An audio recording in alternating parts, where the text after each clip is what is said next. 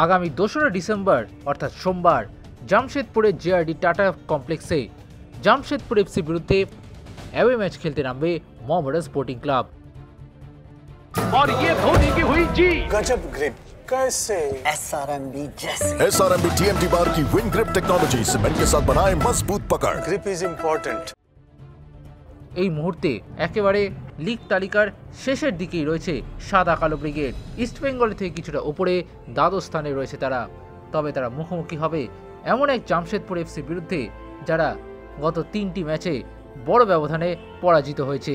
ফলে এই ম্যাচ থেকে ঘুরে দাঁড়ানোর জন্য মুখিয়ে থাকবে সাদা কালো ব্রিগেড। কিন্তু এই ম্যাচে থাকবেন না তাদের 2 তারকা বিদেশি ফুটবলার অ্যালেক্সিস গোমেজ ও মির্জালল কাসিমভ। দুজনেই 4টি করে হলুদ কার্ড দেখে এই ম্যাচ থেকে বাইরে হয়ে গিয়েছেন। ফলে এই ম্যাচে তাদের পরিবর্তন হিসেবে কারা নামবেন সেটাই এখন প্রশ্নের বিষয়। তবে জামশেদপুরের বিরুদ্ধে খেলার জন্য মুখে রয়েছেন মোহামেডান স্পোর্টিংয়ের হেড কোচ আন্দ্রে চেরনিসভ, সেটা স্পষ্ট।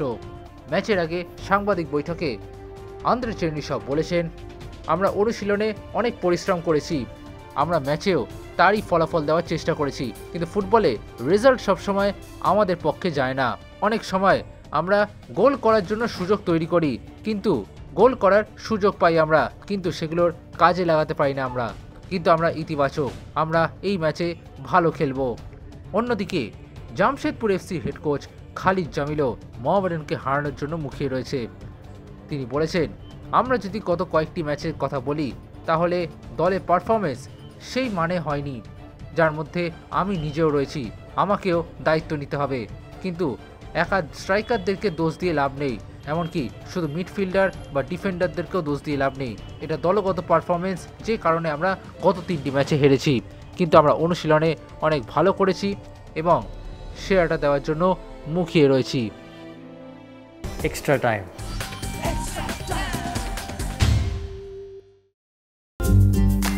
লেটেস্ট নিউজ আর এক্সক্লুসিভ ভিডিওর সঙ্গে আপডেট থাকতে এখনই সাবস্ক্রাইব করুন আমাদের ইউটিউব চ্যানেল। বেল আইকনে ক্লিক করতে ভুলবেন না যেন।